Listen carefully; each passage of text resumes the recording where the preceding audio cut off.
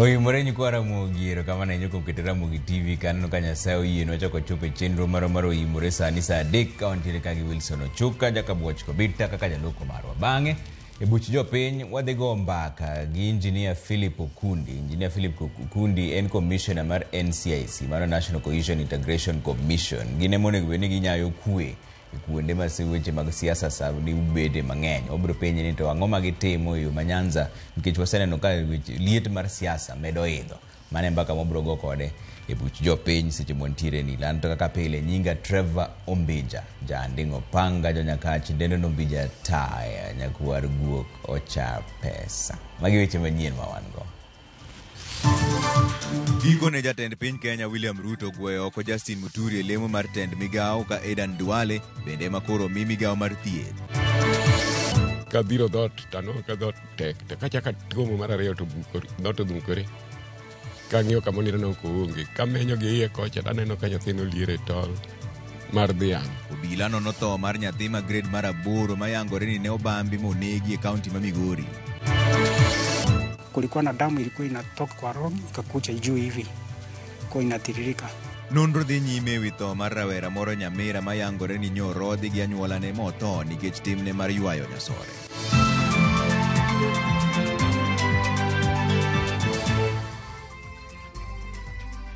Gikone to jatend piny Kenya William Ruto riembe tich jatend migao mar jotije sirikal Justin Muturi bang' thuolo malach mar ywaruok. Muturi osebedo ka soko wang' Ruto kuom thuolo malach nyaka ne wuode bedo achiel kuom jo Kenya manoteki e kinde ng'anyo mag Gen Z. Kaka jafwambo marwa mar siasa Chris Owino leronwa, lemono koro owal ne jaod bura mambere North miluongo ni Geoffrey Ruku mawuok thurgi Muturi kendo ma en jakanyo mar duond buche mar DP.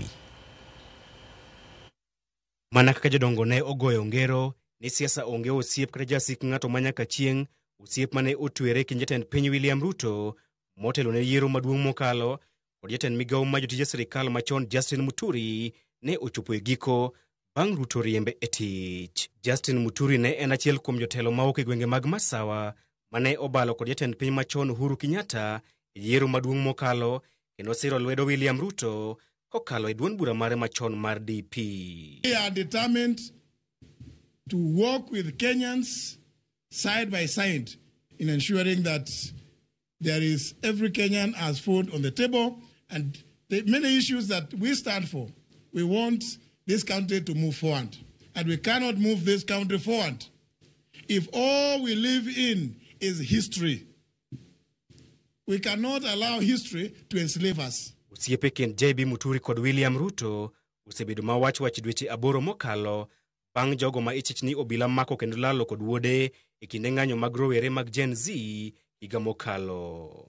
Awayo ne ojogore kod lak odhiambo manyoro bang' William Ruto nyiso oganda jo-Islam ni chik mar chugo omenda moyiedhi mar konyo jo-Islam ne ok ochako tich nikech ne en kod aton jener makia tije. Mumesema mambo ya wakf, and I agree with you. It is it's taken too long.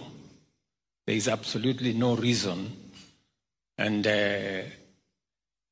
I had a problem with the AG who was there. He was fairly incompetent, but I now have a very competent lady.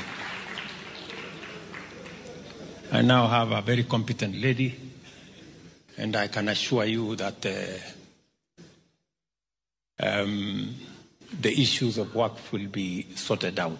Mae ne en thuolo mokwongo ma William Ruto ne ochiwo ranyisi makende ni osiep mare kod JB Muturi ne chunye gudo bang' dweche buora mag umo dhoge. Gwandruok e kind jotelo ariyogo ne ochakore tarik 15 dwe mar achiel higani kama JB Muturi ne owuok oko kendo tudo lal mar wuode Wesley kod obila mang'weyo maling'ling NIS. One of the things we had accused the past regimes of was the existence of disappearances and extrajudicial killings. Therefore, the security forces should arrest and bring to book all those that are involved in the abductions without fail, and all the young people being held in illegal captivity should immediately be freed.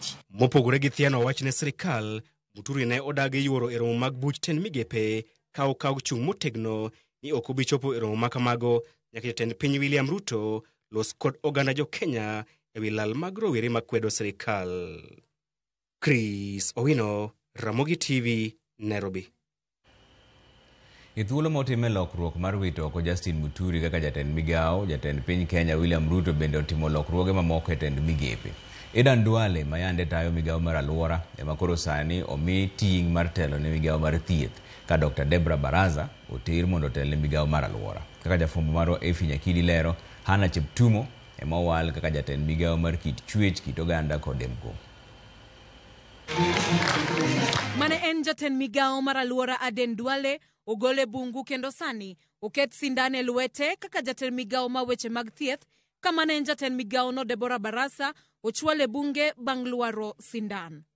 Migao ma thieth osebedo kod achiedh nade makagi kacha moloyo te weche mag okumba manyien ma thieth masha manochako tich ayanga dwe mar 10 higa mokalo. Penjo maduong' en kaponono Duale oikore makare mar rakore kod midhiero mosekwako sha. Ruto bende otengo lwet Justin Muturi mogo kaka jatend migao ma jatend jotije sirikal, kendo kare ibiro kaw ko Geoffrey Ruku ponono ni opuodhe kod od bura ne lemo makamano. Gisani en jaod bura mambere North lemo mosemako chakre dwe mar 8 higa 2022. Ruku bende en jakanyo duond bura ma Democratic Party motele ko Justin Muturi, kendo duond bura no chano wuok mare e riwruok ma Kenya Kwanza kochopo giko dweni. Hannah Wendot Cheptumo ma en minod Senator mosenindo ma Baringo William Cheptumo owal kaka jatend migao ma kit chwech kod oganda. Migao ma kit chwech osebedo maonge telo chakre ne tim lokruok ne tend migepe e dwe mar 7 higa mokalo. E kinde nyasi mar iko mar William Cheptumo manowito ngimane kanoyudo thieth e kar thieth ma Nairobi Hospital, jatend piny William Ruto nosingo machiwo tich ne minode. Giko ochopo singo mare. Lokruoge go igeno ni biro konyo jatend piny William Ruto e chwalo chenro mare mar bottom up economic transformation agenda, kendo igeno ni jogo mowal biro tiyo kod lony margi e tego migepego. Efi Nyakidi, Ramogi TV, Nairobi. Jatend ODM Raila Odinga oke kod jatend duond bura mar People's Liberation Party kata PLP miluongo ni Martha Karua e wi sirkal mar manywanda masani koro ODM gi UDA nitiere. Raila wacho ni duond bura mar ODM onge sirkal makmana gisomo sirkal rieko ka Karua to wacho ni Raila kod Ruto winjore koro kawo okang' mar ndiko winjruok mar duond buche go ka pis mar jandik duond buche. Raila gi Karua mane olaro kom mar jatend piny gi otiko achiel e yiero mokalo kawuono noromo e kaunti mar Meru e kinde ik mar mosenindo jaduong' Julius Laban ma en wuon jaod gavana ma Siaya James Orengo. How little of the world you actually understand.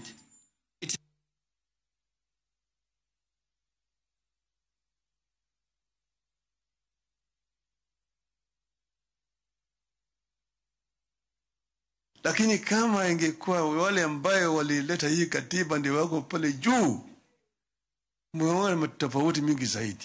Lakini kati hapa mpaka pale, mpaka nchi endelee.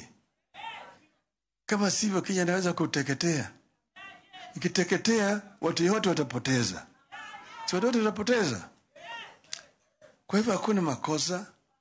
Yale sisi tumefanya, sisema mimi asijaenda kwa Ruto. Yeye alikuja kwetu. Sisi hatuingii kwa serikali. Lakini mpaka tutatue shida hii ambayo iko hapa sasa. When basic services are suffering, we must continue saying no to the suffering through the she. One doesn't even know what is what. While blessing the broad base for those who see it that way, I still request them to do what the law says, to enter in political holy matrimony, which is a coalition registered by the Registrar of Political Parties, to let the vital committees sit with parties absolutely not in government. Kata kamano jakanyo mag duond buche ODM jodongo kod rowere mawuok e sub county ma Kisumu West ogolo puoch kod pak ne jatend piny William Ruto kod ogaye mar ODM Raila Odinga kuom gwelo mikai Karen Achieng' Ageng'o kaka jagoro mongirore migao marango chenro mag nyithindo.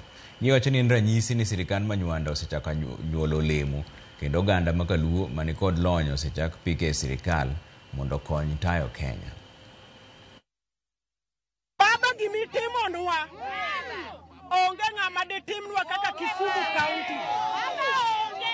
Adwa wacho kama nyako miluongo ni Karen Achieng' Ageng'o adier nyo en nyako monyono buk onyono nyaka no school ahead nyako ni nyi duong'o chunye miwacho ni nyaka iting' Kisumu County malo ichiwe nyako nyar kadawa. Erokamano maduong' baba. Wagone jaduong' erokamano malich miwuoro kuom parowa kaka Luo kendo kuom parowa kaka jo Kisumu West. Wagone erokamano jaduong' William Samoei Ruto ma president mar piny ni Nyasachwa mondo mede. Wadwa ni wawachi kako ganda ni wan wasebedo e collusion ma ng'eny kabisa. Wadwa nyiso jakom ni kami makono kikiwe. Aput mamanyo jal madhi bedo jakom duol mar IEBC otieko dayo dho jogo mageto komno endo. Kawuono ne gidayo dho ji adek kamoting'o Robert Asembo, Lilian Wanjiku kod Saul Simiyu. Walter Nyambaga miwaler. E odiechieng' mogik mar manyo jalno madwaro lemo mar bedo jakom maliet mar IEBC, madayo dho jogo manie nyime ne oweyo bedo mang'won kendo elo ne Robert Asembo akumu bugu mibadhi monywando buche mane oterego e doho kama ne ong'adne bura mar twech. Kata kamano pod ondemo wuoth oko mar jela. So have you been convicted or not convicted on a criminal matter? It is challengeable, Chair. The commission is challengeable because of an appeal, and I don't know how it will come out. So you have been convicted? We didn't say so, Chair. So you have put an appeal? Yes. Thank you. Robert Asembo oyudore tago maliet kidwaro ni mondo ler weche mibadhi moko mane omiene mag nyiepo e kinde mane en jalup jatend duol mar adhula ma pacho ka FKF e penyo mano ng'ado muya ne akumu gi malo.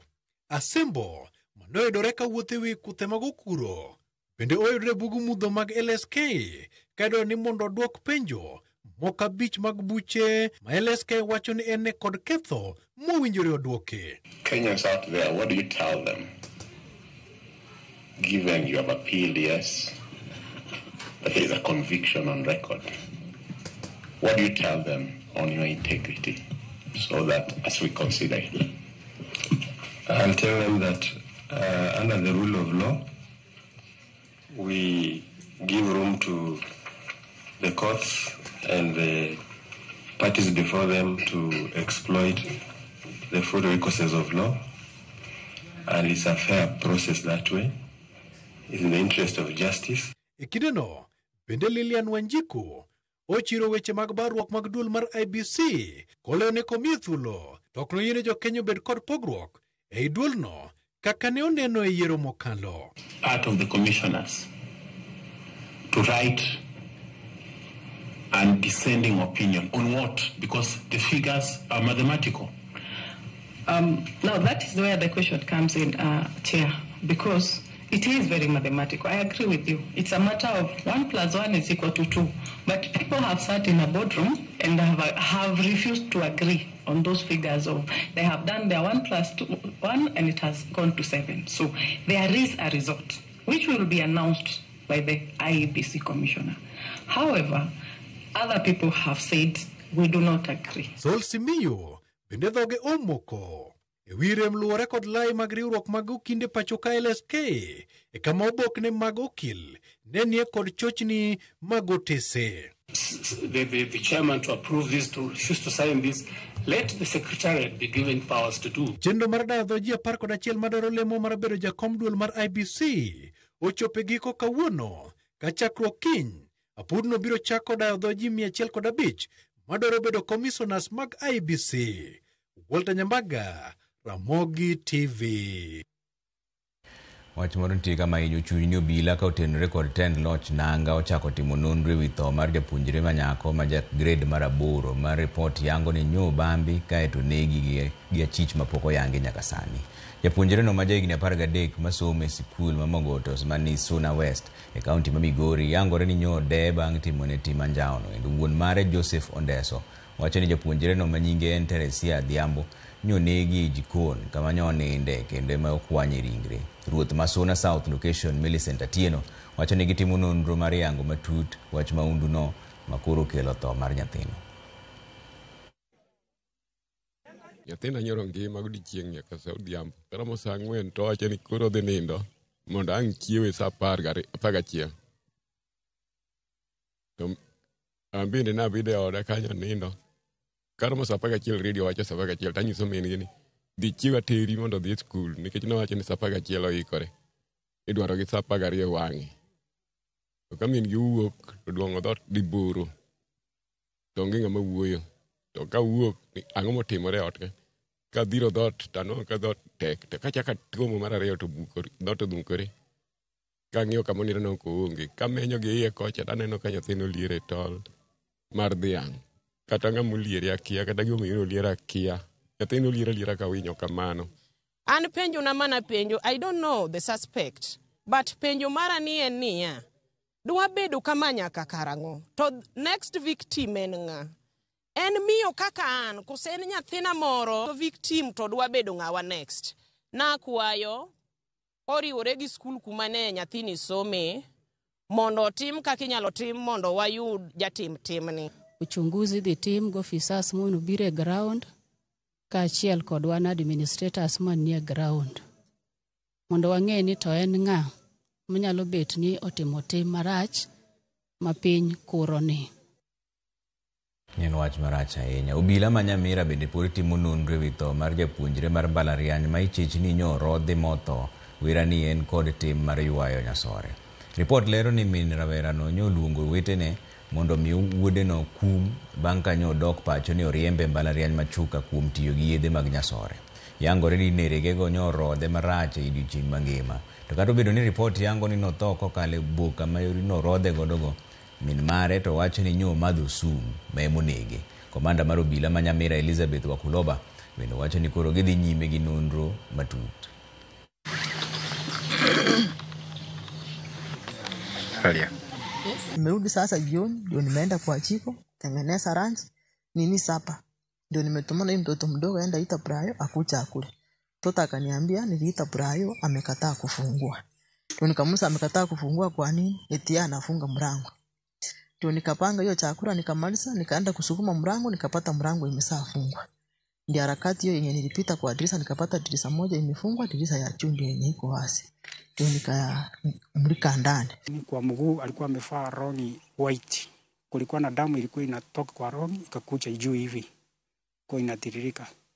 Na tulipomwangalia kwa miguu yake hapa chini hivi alikuwa anaonekana kama amefungwa kamba na mkono bia. Sasa tukajiuliza, na kwa kona hivi kulikuwa na dawa ilikuwa imewekwa kwa kikombe na ingine ilikuwa chini na kifuniko ya dawa ilikuwa imekuja pande hii, ilikuwa imerushwa kwa hiyo mlango ya ndani kuja chini hivi. Sasa mimi fira nimekuwa tangu mdogo, sijawahi ona shida yoyote, hajawahi pia mtu yeyote. Hata mamake saizi ameniambia hata akiweka hata 100 kwa nyuma hajawahi pata siku moja.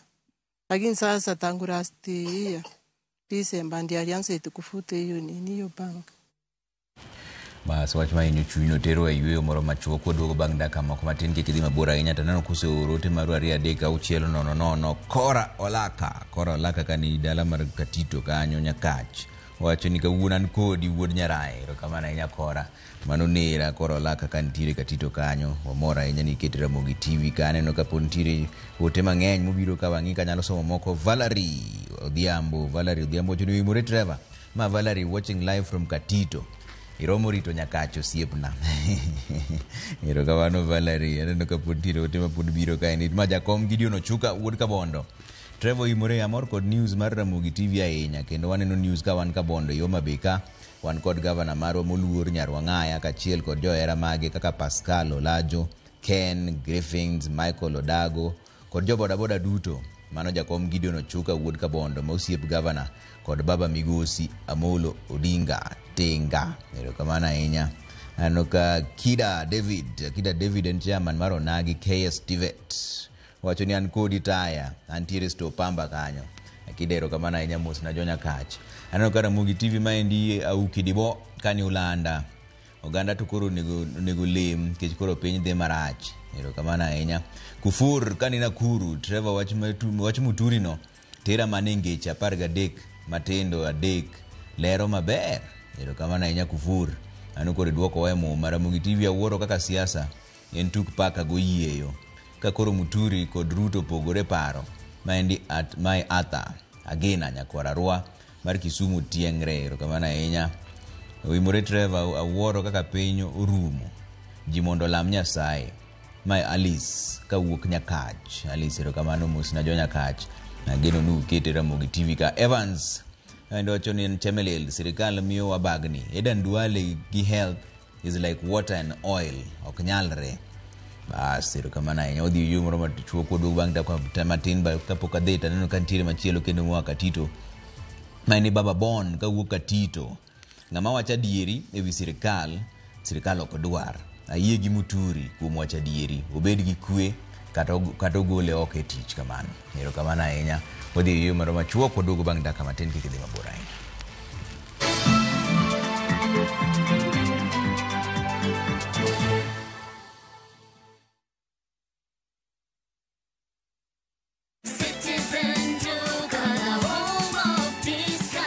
Msimu huu wa Ramadhan, save pakubwa na Citizen Duka, the home of discounts. Pata tende 500 grams kwa shilingi 289 kutoka 375. 2 kgs basmati rice kwa 589 badala 746. 2 kg ya unga wa ngano kwa 149 kutoka 171 na 500 ml maziwa kwa shilingi 45 badala ya 49. Kununua bidhaa hizi dial *487*5 hash, chagua bidhaa unayoitaka, lipa na uchukue bidhaa hizi kwenye Quickmart Supermarket karibu nawe na uenjoy kusave.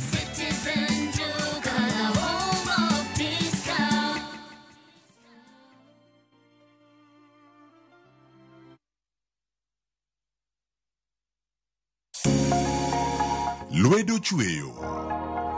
Koro ka sana watiyo gi lwetwa. Rom gi joma oseloko kit ngimagi kendo giseloko pok margi obedo ohala. Bechgi ni malo nikech kaka yudo materials dhi mang'eny. Duto en wach chwech, pok, tich matek kendo tiyo matek. Tim giri mitimo no, kikete chunyi tikete pachi. Mamiyo lek bedo adiera. Pok opogore. Tich ang'wen, saa 2 okinyi kod Sharon Ong'ao. Kick by.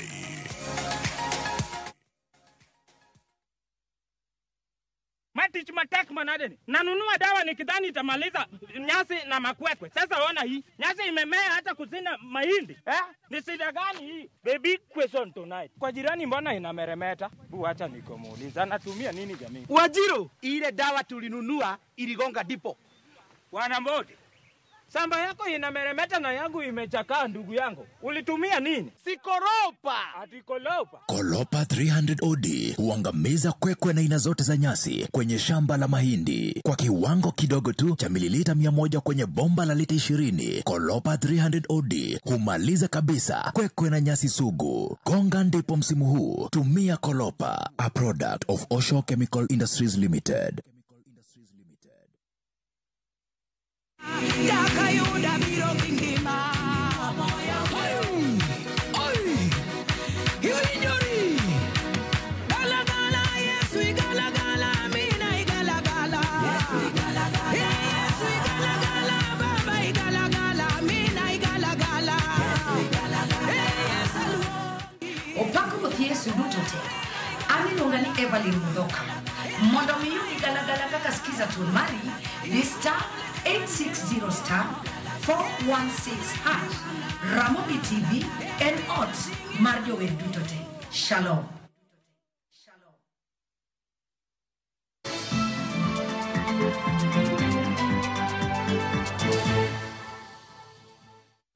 Erokamano kuom keto Ramogi TV kod dhiane mbele weche manyien ni kwan mar rowere milion 65 maonge kod tije piny mangima. Afrika ni kod kwan mamalo ka piny Kenya ka to rowere 6 kuom 10 bende onge gi tich. Kaka Judith Omondi lero ni atamalo 28 kende mag rowere ema yudo tich kaluwore gi lony mar somo margi. Wuok tich juma ni rowere ne obago ng'anyo maratipo mar sundo piny owacho mondo mi omany yore mag miyo rowere tije pachoka. Picha ma ogol makare kod riwruok ma ok mar piny owacho mar Zizi Afrika. Ripodni ne okawo pach jopiny ahinya to kadho wadh nam chumbi. Ripodni yango ni e piny mangima maromo rowere milion 65 onge kod tije ka pinje mag Afrika ema otelo e lai manyime. E piny Kenya e kwan mar rowere 10 ma ogulore kumoro achiel, 6 kuomgi onge tije kata bed ni rowere ma kwan gi ng'eny e pachoka kipimo kod joma moko. We wrote to the county government of Nairobi, addressed to Governor Sakaja, told him to give us access because we were bringing in young people who are unemployed. The county told us to pay. How do you tell people who are unemployed to pay? E kwan mar rowere ma yudo tich, atamalo 55 miyo tich kokalo kuom anyuola maggi, osiepe kaachiel gi jokanyo mag kambi magiyudie tije. Atamalo 43 wuotho ka gimanyo tije magiyudo. Atamalo 28 yudo tich nikech lony magin go, ka atamalo 25 to ikawo kowuok kuom kembe machielo matimo tije machal kod kembe magidonje. Kenyan government has conspired against the youth of Kenya. You can see clearly that when they post job applications, they say that you must have 10 years of experience and above. Where are we getting 10 years of experience and above? Kata kamano maondiki bende ok budhi e tijegi. Thothgi iweyo tich nikech weche ma opogore. Ma otelo e listi en bedo ni osara ma imiyo gi puot, ma oting'o paro mar jotich atamalo 13.5, atamalo 12.6 dar, ka dhi e taon mamoko, ka atamalo 10.8, to weyo tich mar rito ngima mar anyuola gi weche mamoko. Atamalo 70 mar rowere matiyo kaluwore gi ripodni, ichulo osara mar Sh20,000 dwe ka dwe, kama ichulo mabet odhuro to yudo Sh40,000 nyaka 50,000. Ripodni oyango ni rowere ma indikogi ok yier tich maluwore gi kit somo magisomo. Thoth bongsa ahinya to manam chumbi gin rowere ma otimo digri, ka thoth tije mamoko kaka lony masani, e kinde mamoko to thothne omak kod jopuonjre mag TVETs. Judith Omondi, Ramogi TV. Gikone to koro familia mar nyadendi mayande ne oyudi ko keng ringre ma oketi e gunia e Likoni, Mombasa ne oramo mar kawo ringre mondo koro gidhi giike maonge fuonde mamoko mag dende. Magitimore ka riwruoge makedo ne ratich oganda Mombasa bende nowuok oko ka gikwayo obila mondo med jiwa rita kendo rakore gi kweth jonjore mamonjo jopiny kadho wadh nam chumbi. Joja oko miyo ler mar wach ni koa Mombasa. Anyuola nyadendi Jane Achieng' ma yande ne ringre oyudi kokengi kendo keti e gunia Likoni, Mombasa chiegni dweche 2 mokalo, ne gikone to koro chopo e kar kano ringre ma Coast General Mombasa kendo ng'ado mar kawo ringre no mondo gidhi giiki. Ma en bang' chenro mar temo manyo fuondni mamoko mag dende mane yudi ka onge tamore nyuolo lemo kopogore gi wiye mane oyudi Msambweni e kaunti ma Kwale. Pod late kabisa nikech pok ayudo akia mar nyathina. Akia mar nyathina pok ayudo. An adhi gi nyathina nadhigo nyathina to akia mar nyathina pok ayudo. Koro pod ok ang'e ni to sirikal oketa kanye nikech nyathina oyang kaka gweno. En gima lit ka wadhi dala gi body nus. Nyathiwa onge gi tiende, wadhi kode nus. Ok en gima ber ka ng'ato timo ne ng'ato nyathi ng'ato kamae. Ng'amono timo ne gima kamano no. Olokro bed ng'ama ber. To kikochako tim gima timono. Lit jite biro tho kata en ng'ama onego nyathiwa no biro mana tho. Min nyadendi no okoni nyaka ne obi Mombasa bang' tho nyare no, onge geno ma entiere godo ni fuondni mag nyare idhi yudi, to chutho ni mar nyaka sani onge ng'ata ma obila osemako ma itudo kod nek makochno. Koro amaro dhi go kamano nikech kaluwore gi bil mar mcharine dhi malo. Kaluwore gi bedo ka base bedo mang'eny. Ni aibu sana kama serikali iko. Tunastika sana, watu wanalia sana. Wach rochruok mar arita kadho nam chumbi ne bende osegiri riwruoge makedo ne ratich oganda Mombasa madwani obila omed rido kanda mar rakore gi jonjore. Community members have been attacked. Wamevamiwa na gangs hizi. CCTV footages ziko ambazo zinaonesha vile hawa vijana wanakata watu mapanga. Ni jukumu la polisi kuhakikisha kuwa kuna usalama, na tuna emphasize role yao, mandate yao ni kuprevent na kukabidhi wale wahalifu.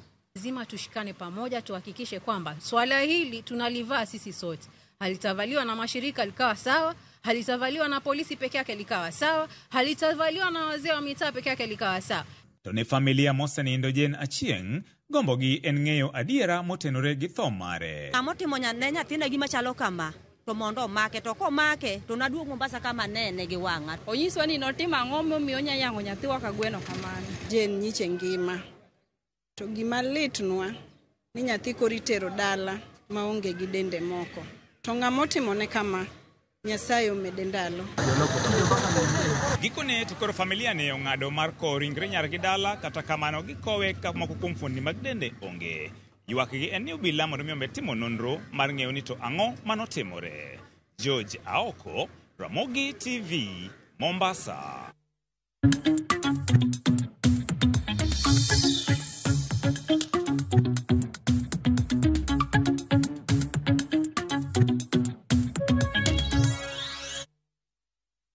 Ohand pith mar rech matindo ahinya to omene alwora mar Nam Lolwe nyalo biro dhi malo tok biro mar chenro manyien e yor lony manyasani e Nam Lolwe. Chenro mageto riwo pinje mag Kenya, Uganda kod Tanzania ineno ni joko iluwa mar omena orwako lony makamano. Millicent Adhiambo miwa ler mar wachni.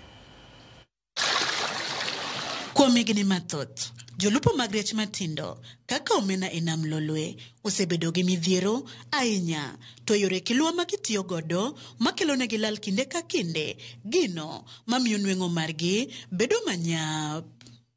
Kata kamano nyalo biro chopo e giko kokalo kuom chik manyien ma kiluwa ma ikelo kod riwruok mok mar piny owacho International Funds for Agriculture Development komakore gi Lake Victoria Fisheries Organization ma obiro kod chenro mamiyo jolupo lony manyasani ka gitiyo kod teko chieng' e timo kiluwa mekgi kaachiel kod tuoyo omena.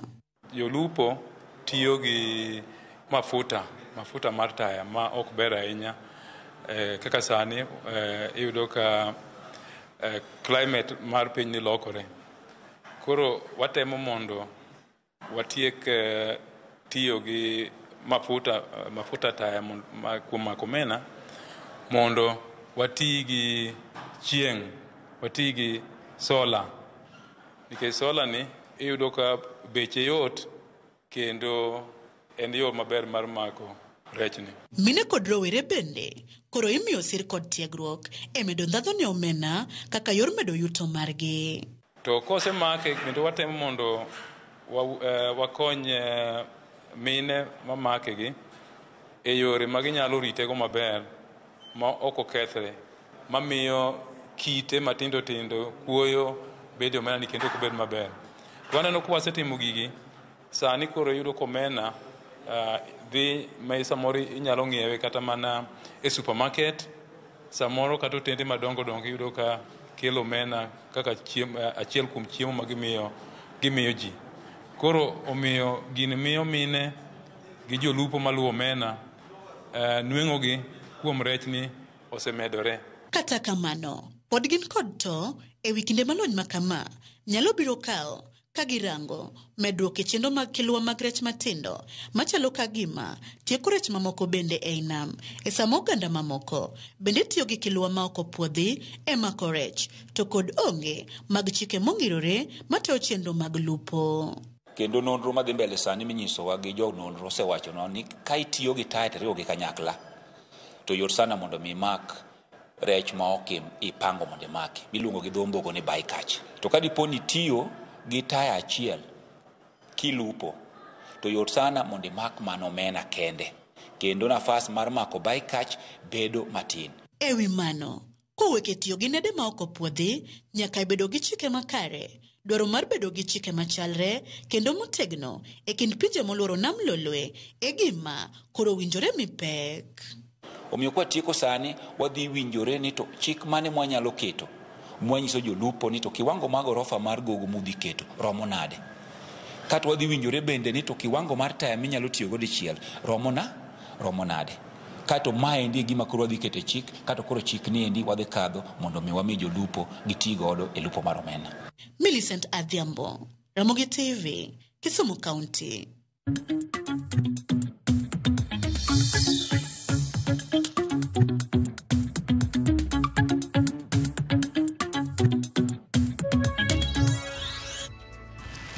Bas wadhi yue moro machuok kendo to duogo bang' dakika matin mondo donje weche mag tuke kaso donje weche mar buch jopiny kama wadhi goye mbaka wach mag commissioner mar NCIC Engineer Philip Okundi.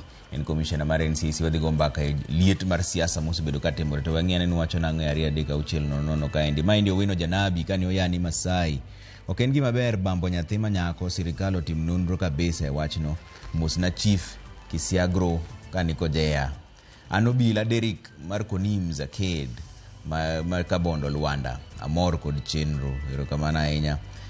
Trevor Taya maendi Collins Obuon kata ker mar chokora Kenya mangima aseduogo kawuok Uganda kendo yiero ma Uganda nodhi maber mar chokora. Ok amor gi riembo mar Muturi Kenya kaendi adieri ok iwachi awuoro. Mosna minwa Angelina Obuon kata Nyoragi ka en miguye kanyo erokamano ahinya.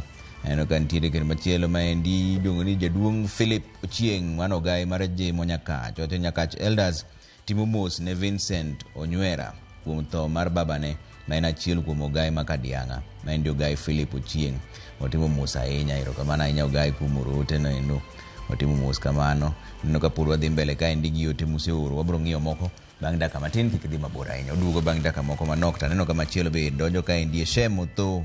Nochoni greetings brother Mbija ma Shemo Tho mar DCI. Trevan okasiro donjo mar joluo sirikal. Gino nyayo tribalism kendo koro pogruok onge kindwa gi kabila mamoko. We cannot learn tribalism simply because other tribes are doing it. Mar ariyo, jotelo moyier makaluo wami thuolo mar tich. Gin jotend Kenya mangima ma ok kaluo kende. Moko chiwo pressure ne jotelo makaluo ne weche tije. Mano paro ma okasiro. Kamana inya Shemo Tho en DCI. Bas wadugo bang' dakika matin kik dhi mabor.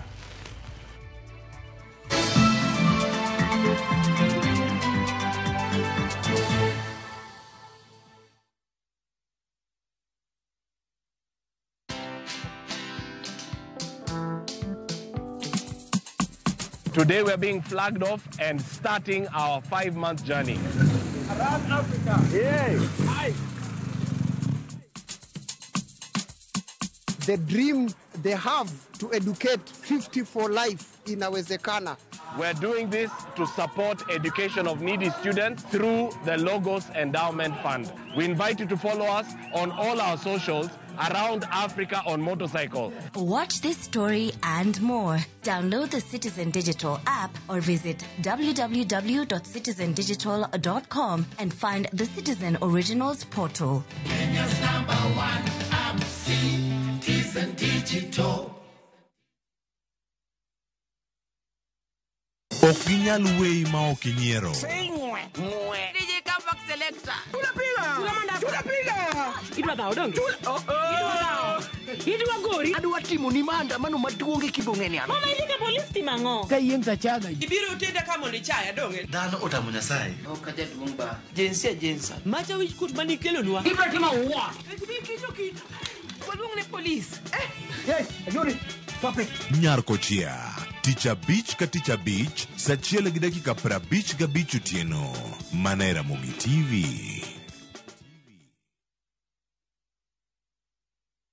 Join us for an unforgettable journey to the world's largest trade fair, the Canton Fair in Guangzhou, China, from 15th to 27th April. Explore thousands of products, meet global suppliers, and experience China's rich culture. Enjoy guided tours, shopping, and local experiences, all while discovering new business opportunities. Enjoy this and more in 9 nights and 10 days, starting from $2,450 per person sharing. Visit viewtravel.com or call and WhatsApp 0703 254 254. View Travel. Dream, explore, discover.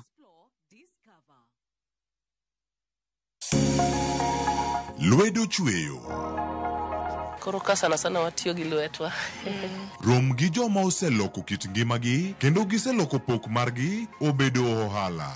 Bechgi ni malo nikech kaka yudo materials di mang'eny. Duto en wach chwech, pok, tich matek kendo tiyo matek. Tim giri mitimono, kikete chunyi, tikete pachi. Mamiyo lek bedo adiera. Poko pogore. Tich Ang'wen, saa 2 okinyi, kod Sharon Ong'ao. Kik bai.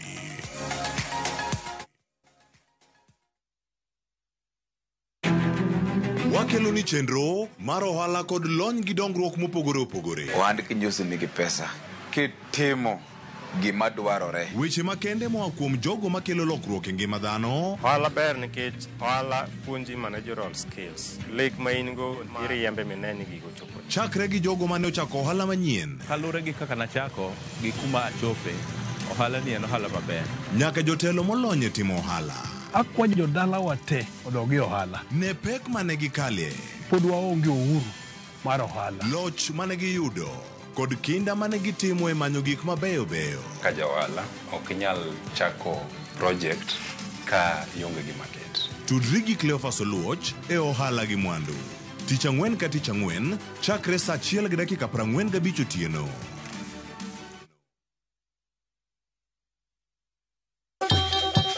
Ang'o mosetimore ne joma ne ochweyo Ugandawa? Adhi primary Kagonditi Primary School. Gin kanye sani? Mobilize kalere te ne wago poro to gibiro wasombo kidi to watero kacha jite e secondary kacha. Waromo gi jodgi to wafwenyo sigand gima gimopondo. Siasa ka ng'amoi wae maduong' kata e siasa en Daniel Arap Moi. Ng'era nyisi mabeyo mane giweyo.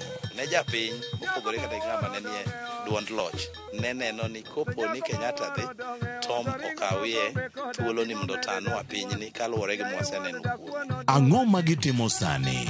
To kata kamano be pod gin kodwa. Nakedo ne wach sukari ma jobunge jonjo kod Gwiwot nochaka ne bwana sukari. Gin kanye kod Walter Nyambaga tich ang'wen saa 3 otieno mana e Ramogi TV.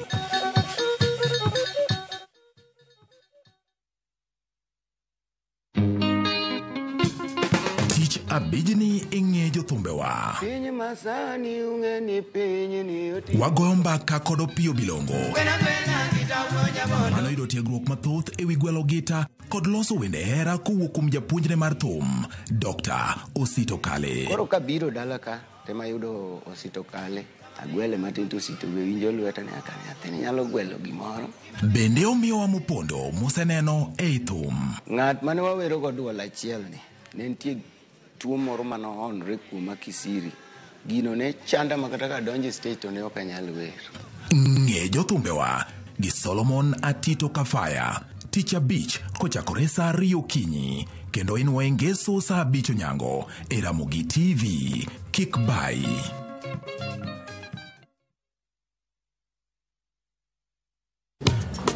Ticha beach kocha kure saa 4 otieno nyaka saa 6. Lakini ni mixes maliet kabisa mag Luo rumba, Luo benga kachil koda jao maliet. Kowuok e ondamo 107.1 FM kar chuny Jaluo. Kapela na koni ni wang ne kawado kocha. Nyaka wang joy mari mar Ramogi TV. Lungani a boy handsome underwear Roji bed and breakfast. Lungani DJ Kolokol instrumental. Tokodan Solomon Atito Kafaya gudi. Kawa wachoni ma en Ramogi Night Disco. Kete manaka.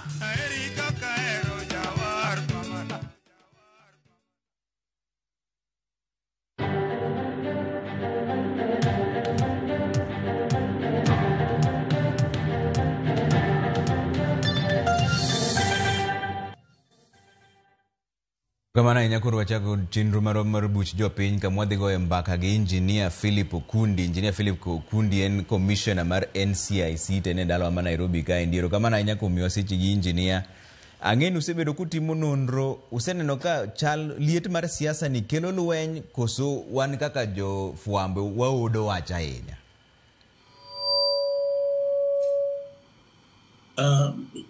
Amora ahinya amiye mosi driver oimore ahinya kendo oimore ne jotuo duto te.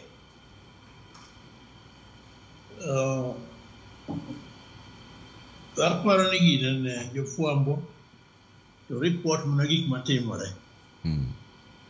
To wan kaka joma nie duol mare iluongo ni National Cohesion and Integration Commission.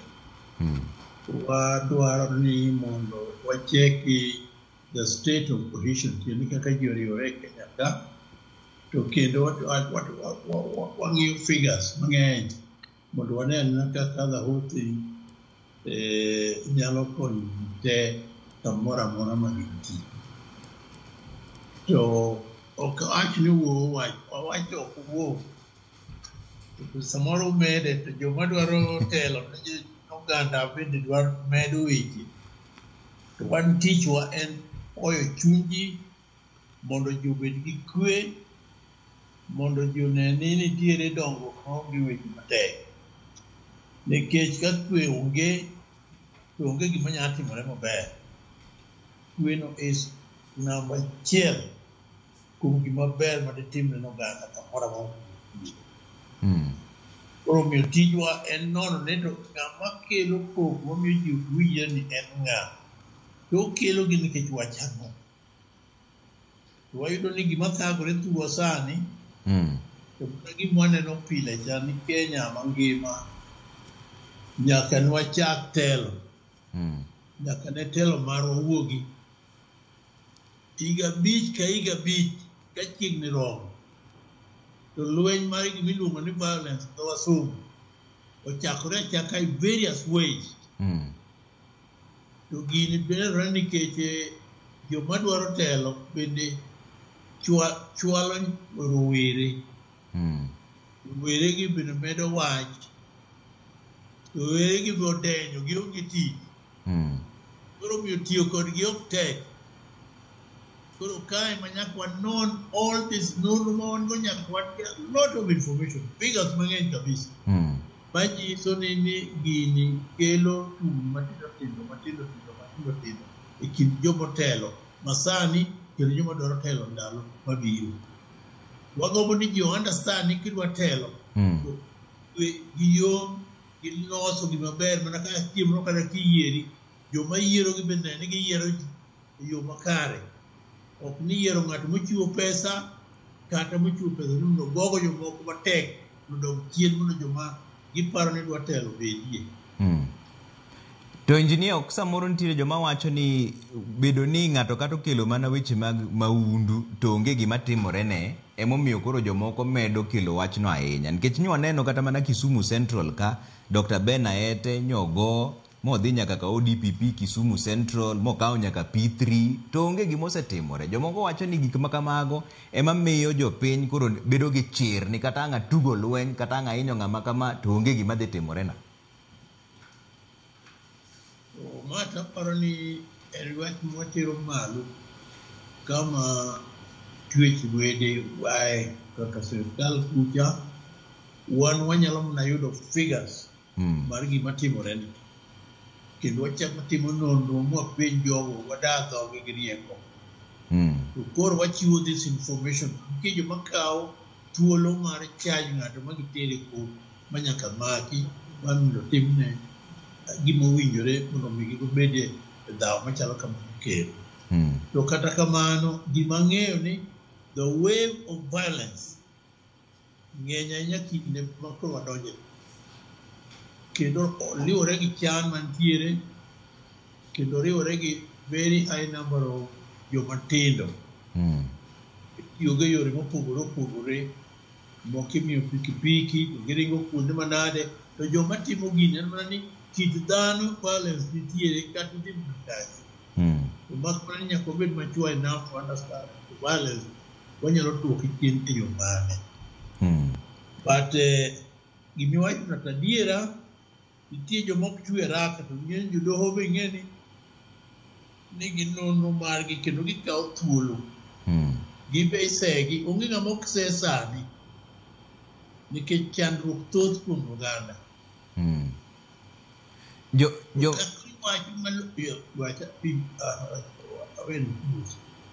Jomaseyo nitiere jomaseyo NCIC mawacho ni onego bed go teku moloyo mungo eka mondo mi ukony oganda. Nikech kuseyudo nonro ni muyudo ni nitiere lweny mawuok seche ma yiero chiegni utime ang'o? Uteku inyalo mabedo go ka jobunge ong'ado e teku. Tiende ni iluongo ni prosecutorial powers. To gini nyalo mana miyi ka ni e teku. Wan chikwa nitiere gimiluongo ni assess kendo non tiende kendo kel ng'ato make a statement kachi keto investigation, or investigation, what ne Office of the Public Prosecution, yani ODPP, kama director nitiere no. The DCI, the Directorate of Criminal Investigation, what tiyo go man wayo go investigation. The Joma expert mabile ni korgi kan. What tero information maber kabisa. Kendo nitiere dhano modhuro mawase ku oro mondo odio investigate yono giwacho chalo kamano. To makini jobunge mineno gi kane ging'ado chikwa to giketo clause moro kanyo iluongo ni conciliation. To conciliation ni en gima iluongo ni escape route, en route moro ma iwuok go oko kama rach. Nikech ka ang' oyudi kata jabunge kata ng'ama nade igolo wach ma kamano. Koro odhi oket investigation oyudi kosa to igo kamano. To koro route no ema donje obiro ywagore mukonia akoso ka adier lakini adwaro conciliate. Kendo adwaro winjruok mondo weya. Koro kidhi e court, tiyo court nyiso ni onge threshold, gini ok okadho threshold pok ogiki. Omiyo onge tiende donjo ne ng'ani matimne adhabu kata timne prosecution malong'o. Koro ma is a very frustrating aspect mar act mar NCIC. To kata kamano, jo prosecutorial power mar prosecuting gibi unjogi understand the state ma piny chale sani kwe nyaka bedie. To kwe no nyaka kel gi jomoko ma imiyo adhabu mowinjore mondo mi giwe wach. To gigi duto gin state of the politics in the whole country. Sani nonro unyiso nang'o winjruok mar jopiny kata nyayo kwe cohesion mag dho ngere luongo kamano chalo nade Kenya sani? Aneno niya. Nicha sani nonro marwa nyiso ni county 47 gi. 33 kuomgi. Kata wachi 34 nigi border issues. Kumbe machalo Sondu Turwa kacha. Machalo Koguta wi Buoro ni kacha. Machalo Migori. South Narok kanyo. To gi kamiluongo ni area noero jo Kuria, jo Kipsigis, jo Masai, yawa gi bende ka. To koro kundi tu nyaka wawuoyi sate kendo jogo kaka inena wuoyi ni jogo no kuonde go investigate the matters intensively. But gima wasudo ni kakoro kuonde 33 chalo kamano. To mage manyalo lead to instability in the whole country. Now could be sorted out. So the major stake must come from government. Kendo jimi must come from jomo timango, jomo yer mondo kedi weche ma kelo kwe gi dongo. Kendo dongo ko bitimore ka onge kwe. Kora wach kama chalo Sondu. Sondu karwa kanyo en kama joluo dake moa Homa Bay kendo wa Kisumu. Kendo jo Nyamira be odaki. Jo Kipsigis be odaki. Nyaka ni. To e Kenya mangima history mare ni kama ne tho kuongo wuoki. Oluwore gi winjruok machalo ma owuok. Tieni clashes nikech oganda moro ok winjre. Notimone 1929 higa 1929. Sondu kanyo wasedhi e gini mwaseyale mayani wakuongo wadhi Kericho wadhi wuoyo gi youth. Ngeni kwa dhi yalo to wadhi wakaw structure man peace. Yes. Owuoyo gi youth, waka youth wadhi e joma ni diere ka kata wadhi ir jodongo kwani tuwagi wach man round koro wadhi leaders koro wadhi e county government nyaka ka governor malo kwa kanyo wachak wadhiyo ir county commissioner to gidhi security administration makanyo te kacho bang'e wariwo wigi wawinjo ni to jokricho wacho ang'o to the same thing Kisumu koni iwacho ang'o mama ranjo osedhi mwagolo governors ariyo gi te ma Professor Anyang' Nyong'o to gi Dr. Mutai ma Kericho to gi officers gi te to gi the county commissioner gi joga gi te. Yes. Kamano to wadhi kama neutral Kindu Bay emano wadwa yali wabedo kanyo chiegni most of the week wan mana kanyo bang'i kone nyicha wayiere ni wang'ni ok notimre kendo nikech wayudo ka dhok ikwalo kanyo nitie joma golo dhok Nyankach to nitie joma kawo dhok moa komachielo cha to dhok inego mamoro bibiri moko inego moko ibiri uso kata Kisumu kanyo moko ijere yudo nyaka Bomet. Basically commerce liche ka wala ni ka kabisa lakini gigi makelo tension kech dalo wiro ko dhok moko no kaw to dir kama jomotelo kanyo bende donje lweny joka bende donje lweny en lweny ma ok rum to nitiere ohala iye ka to nyaka waket jomotelo malogi mag winjo koro kanyo cha winjruok osebedo kendo wacho ni makoro winjruok obedo kani waket kama iluongo ni Peace Park Zone kendo waket kama iluongo ni County Sondu Peace Monument kama ondike joma noselal to gimonjo kik timre kendo ng'ato dhi kanyo to giparo ni kundi bed ka to timne survey maber magi ma en document ma jogo osesign mawinjore koro kaka to wadwaro ni gino watim kanyo koro government ka government moa Mabei moa Nyamira moa Kisumu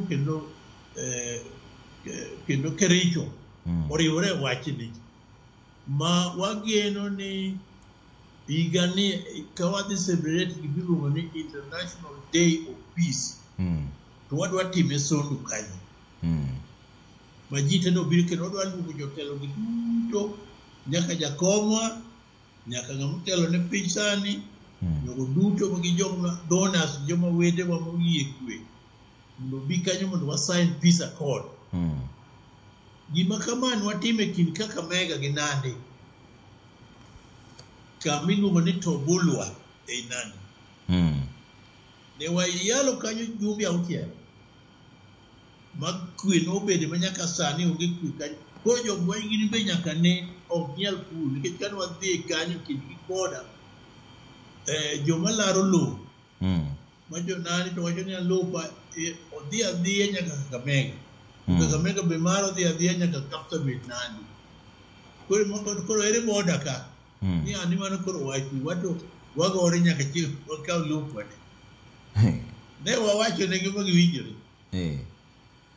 gigi madwaro tim thurwa kendo watime kata Lolgorien kucha Kilgoris wasechako wachno kendo koguta Songo kanyo gi jo M1 constituency to gi jo Moroni kwemni is a very delicate issue kata nyito yie ni sani kang'iyane tiro ne wachno moro kind MCA moro to gi ng'ama chielo samoro pesa ni ka gin gik moko wacho adiera kuno without dhi e nyime staduto magi gik moko ne kaber Commissioner iwacho ni gini lweny ni nochakore 1929 mano higni 96 nyaka sani to koro ng'ama yulo e tich obila ema yulo e tich koso jotelo gi ema yulo e tich ka koso jopiny ema nigi weche mathago ji gino riwariwa jogo duto obila be yulo ka bing'eni nitiere kuonde maseyudo nawarisaya ni nitiere joma mede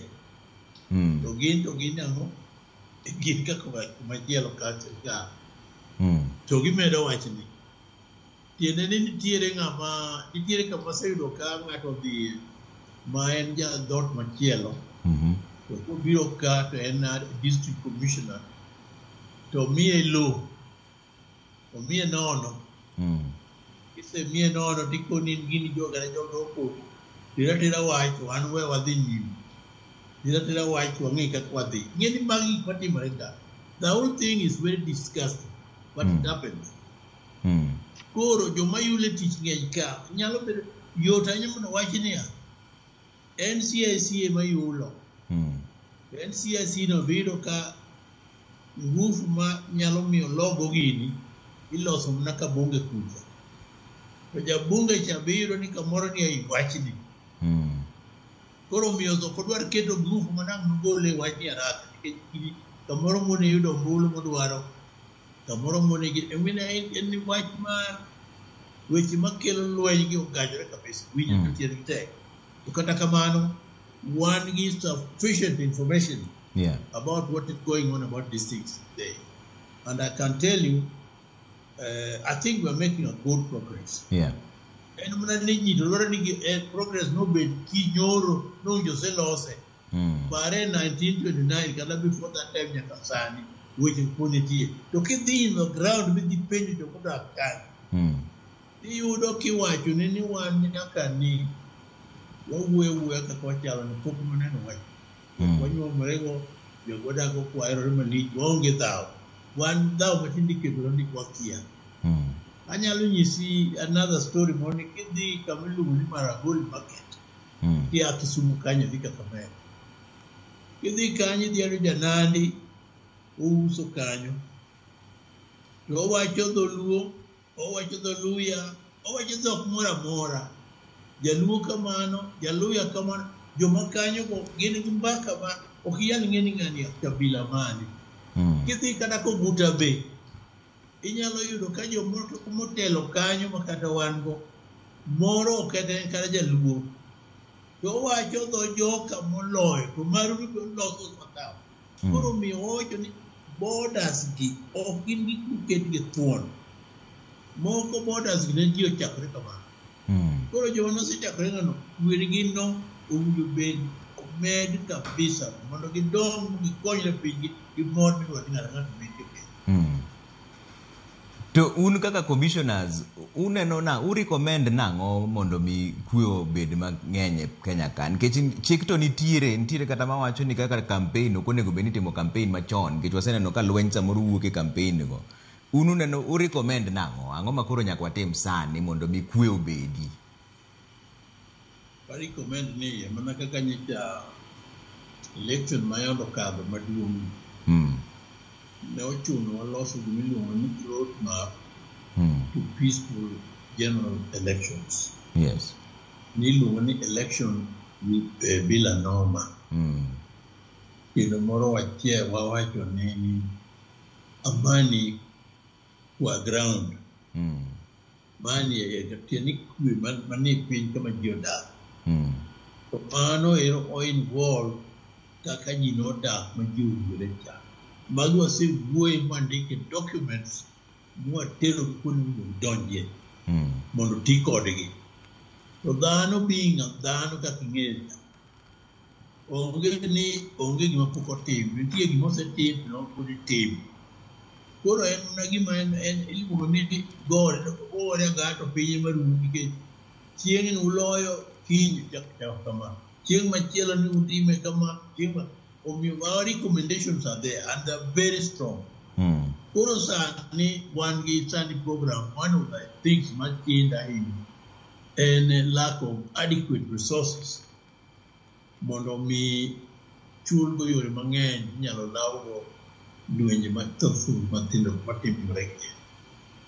To resources go ma ji ok nigo mano. The country is not adequately equipped with adequate resources mondo ji ologodo winjruok machalo kamago. Gini go on all over. Nigga the whole world, nigga lwenje thika everywhere. Kidhi kanye lwenje makone gima duong' to ni nyaka wang'e ni udo tim ang'o, udo dhi nyime, udo ji opur, jo chiemo, jo dongi, jo dhi skul. Koro sani nyithindo ok nyal dhi skul nikech lweny moro nigi ji laro na dhiang' moro ni dhiang' moro nodhi. Mano ero chendo moloyo.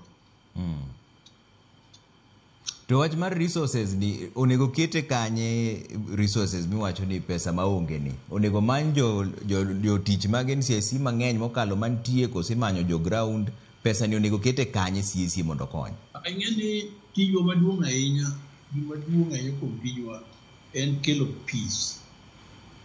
Wakele gi cohesion tiende ka ji oriwore. Kendo wadwa ng'iyo ni gimoro amora matimore nitiere sufficient inclusivity. Tiende ni ineno ni gimo involve ni timore kama idwa ni gimoro timre. Kendo diversity, joma nigi ng'ol kik wasegi nyaka gibed achiel kuom. To allocating sufficient money nikech gigi duto kotim gi keto gi program mar tijwa. So there must be sufficient money madhi kamoro amora ma koko nitie. To kuonde ma koko nitie gi kaka koro kwachik election kama ma koro chiegni ni koro gichako bedo mathoth moloyo. Mondo ang' ibed able to dhi moro ka moro midil gi mitieki miya makare take time. Kanye moich resources nitiere. To kuma ila mane minyalo mi joma nyayo lweny mondo mi kuro wach ni obed ni warumo dichiel. Dang bede ni nyalo chopo kamoro makata joma laro kombe go ikwero ni in ka lweny owuok kama intie koro in ok yie ni mondo mi lar kom. Eka mondo ji one ni wach ni kare en gima nyalo hinyo ng'ato. Ing'eyo wasemako ji mang'eny. Amok apani ung'eyo. Iyudo kodhi ogonygi. Nitie jomoko manowacho ni mara mogweng' ni madowadowa thothi mchalo kama. Golu joma kiko madowadowa. To kisewacho gima kamano ne jopiny ka gichiwo pesa. Ting'endi lweny ochakore achaka. Koro wan nyaka wane ni gima kama ok otimore. To joma kamagi wasekata mak moketo sufficient investigation, mo expose gi. To ka gisewacho kama chako yudo ka weaknesses in the process chako wegi. Koro sewegi to koro ng'e tijwa chopi miyo ok wane maber. To aparo ni kama koro wadhi wasewacho ng'eni gima duong' en a lot of dialogue discussing issues matheko gimoro jong'i what they are. Nikech kwawegi waling to ji biro inego ji kama no good move what happens. To samoro expose action must happen gi jomo mi power to take that kind of action. To role mane kata ting' mane ma jopiny bende koro seche muwuoyo kodgi mugo kodgi mbaka ung'iso gi ni un kaka jopiny ma e ting' maru ma umbe koro onego tim nikech gini ok unya timo kendu kaka NCIC jopiny onego tim ang'o? An gima kwa jopiny gibed gibed polis mag gigwegi wangi nin matut ma kidwa tim gimoro ma mauntie kik yie timre kama gidak. For example, jomineno kelo lwenje mathindo thindo moro iting'o gi gapiko todhi kamoro todhi oweye wach manochan koko bet kanyo. Koro mae wacho ni jopiny nyaka kwer ni gige ma gin oro gitim gik momiyo gin kodgi e yo maber ma ok kel kwe ma ok keth kwe. Kik oketh kwe wherever we are. Ka jopiny odagi to ing'e ni kata mana joma oyiergi onge gima ginyalo timo. Gibiro bedo beda normal. To ka wabende moro kech moro nitie to ichiwo pesa to chak kel weche machendo wadhi mna nyime, that industry grows. That industry dhi mna nyime nikech obedo fuel financially. Mago is part of the thing. Nitie role mar jopiny emo yako ni kwa dhi investigate kama wachek kaka nite wan gi wach border mar Transmaracuja gi jo Masai to gi jo Kuria moa Migori. To wayudo ka gweno ero nitiere kuom sika nyaka ne giwak ni jo kura kwalo dhok moa ka Kipsigis. To jo Kipsigis ka bende wacho ni gidhaw gi jo Kuria. To ni jo Kuria nigi access kaw kata ammunition across border ma Tanzania kujo gibiro gi disturb the peace on. Koro gini dhia on all the time. Gimarach ni jo Borans kosetimo timbe maricho. Iyudo ka nitiere joma tero gi e shrine. Mawuok kodgi maber kaeto cleanse gi. Ka ise cleanse gi to duogo en koro thrive ni ikelo destabilization of peace. Magi gin acts ma ok wayiego kendo wasemeko very clear. Onge tiende bedo gi ji e kindwa ka mapako mondo kelo lweny to kinde taduto e kind oganda giwegi. Koro magi be why expose those kind of things? Can we make sure the government need all the information to take action against people like this? That to quit him or they already release the Monopoly area. Wow, but release the over 62. More almost say to him, police cannot help because police will be going around. Indicate that kind of instability. Okay. Kuro, the role ni kumo one kaka two mid power, man investigating and creating peace and moderating between people on a peace of idea. At the same time, the political class usually is the big elephant. Always, even at the end of the day, what end up in people either current politicians or coming as politicians, not all of them, but some of them. Yes. You find that leadership come to them, and this has no benefit to anybody. It just destroys enterprise of people. Iwacho wach maber ahinya engineer. Wach mogik ma koro iwacho nikech sabena nuko koro mawa wang'o. Ang'o medier ni jopiny mondo winj koa kuomi kaka commissioner mar NCIC. Wach mogik. An gima dawachi, amor ahinya ne wawuoyo kodu from time to time. Apani so far yuko neno wako wuoyo kuonde mathoth ahinya jotuwa. To wadwaro mana kwe. Jotelo nyaka bedie political class. To akwayo ni ng'ata magombo hotel ni ji. Hotel noganda. Obed ng'ano ma nyayo kwe kindo oganda. Kawan gi kwe wabiro komo, wabiro doyo, wabiro keyo kawan gi kwe kindo dongo mamalo. Kendo agombo mabegiriwo kainya. Ugendi mamoko go gin part of us. Kenya is one. Constitution mar Kenya is dead. To wabeda gi thuolo makipobegi lwenye kidwa. One was one giving reports and reports. Kata kamindike ji. Jogo man gi thuolo gi mamlaka mar ndiko gik ne oganda te yuago gi kuonde te. Mondo jogo duto gibegi thuolo mar exercise knowledge magin go, juicy magin go, mondo gikony piny mang'eyo. Nero kamano. Dawacha ahinya gino, wan gi tijno ubro neno wa mathoth kuonde go wabire. Wagombo mondo wa ask for resources bende lwetwa moromo mondo omiwa tich maber e kind jothurwa. Kamor gi kwe maun go, lweny mantie mwawinjo saduto. Wagombo ahinya ni josiasa kik ubaru. Wan gima rach maneno thurwa to ni ka wan gi gathering kata gin liete to piyo wapusore gi lweny e kindwa jomotelo ne ji.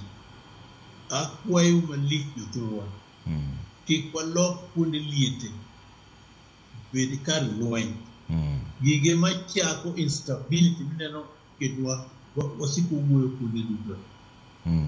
Kendo akwayo ni wadu bende nagi wach manyalo wacho ni ji mondo ji oluw yo moro maber madikonygi konye gi paro kodhi marach wuoyo kendo wabogo mana wuoyo kod dialogues, wuoyo conversation.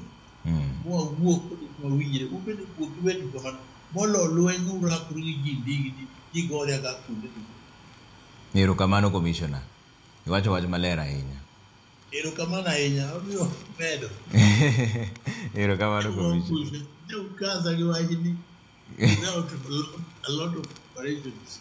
Ai, iwacho maber ahinya Commissioner. Erokamano ahinya. Wamor kiwuok kodo kamano. Erokamano ahinya, amor gi Ramogi. Yes.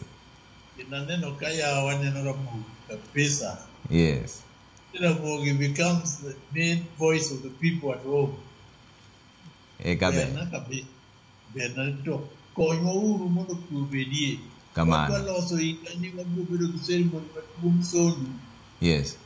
On the establish a peace park and peace monument.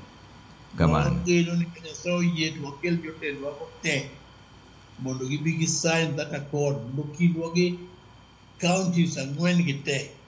Nyamira, Homa Bay, Kericho, Kisumu. Gibed gi permanent peace mondo wa replicate kata water paro no kuonde moko ma wani chalo machalo kamano Kenya. Erokamano Commissioner. Wabro siro kar mwanyalo. Erokamano siro. Hai. Mano Engineer Philip Okundi, Commissioner mar NCIC kwa gomba ke buch jopiny mane kama wawe chenro mar buch jopiny e Ramogi TV ka. Ne wantiere ka gi Wilson Ochuka jaka buoch kobita kaka jaloko marwan kaka pele nyinga Trevor Ombija. Jandingo panga jo Nyakach dendo Ombija taya nyakwar guok ocha pesa. Unindo maber jokawa.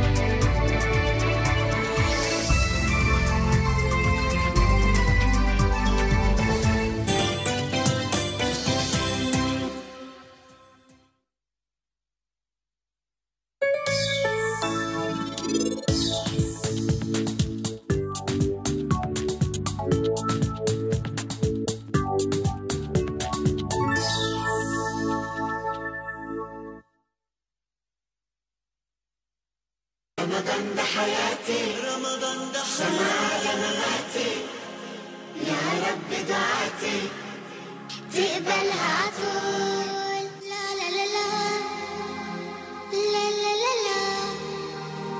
لا لا لا لا لا لا رمضان ده رحمة من ربنا الأعلى. Explore the Holy Land this Easter. Now View Travel.